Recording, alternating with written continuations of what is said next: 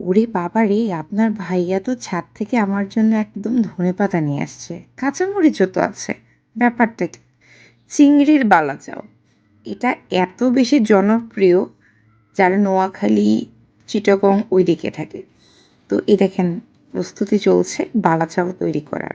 আপনার ভাই কি সুন্দর করে কুচি, কুচি করে পেঁয়াজ কেটে নিল। এরপরে ধনেপাতা, এরপরে মরিচ আসবে এবং শুকনা মরিচ ছাড়া তো মনে হয় এটার স্বাদই পাই না। আসল ঘটনা হলো প্রায় ২০ দিন ধরে আমার জ্বর চলছে এবং জ্বরের মধ্যে আমি কোনো ধরনের খাবারের স্বাদ পাচ্ছিলাম না।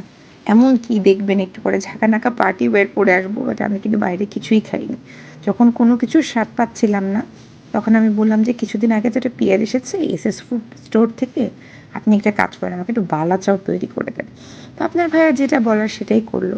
সে মজা করে আমাকে বালা চাউয়ের ভর্তাটা তৈরি করে দিচ্ছিল এবং দেখেন এই বালা চাও আমরা যখনই কক্সবাজারে যাই মানে আমাদের মেনুতে তো থাকে এবং আমার বিশেষ করে কোনো কিছু যখন খেতে ইচ্ছা করে না তখন এই বালা চাওটা খেতে খুবই ভালো লাগে।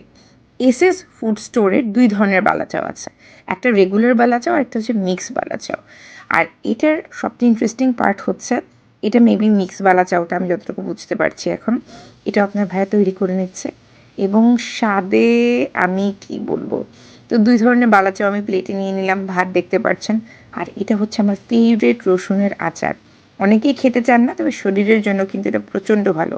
বিশেষ করে যদি আপনার ঠান্ডা লাগে সেক্ষেত্রে তো অদ্ভুত ভালো কাজ করে। এরপরে আমি মাংসের আচারটা নিয়ে নিচ্ছিলাম। আমি কল্পনাই করতে পারিনি মাংসের আচার আসলে ভালো লাগে। But it was yummy delicious! Wow! আমার না জিভে জল চলে আসছে আরকি।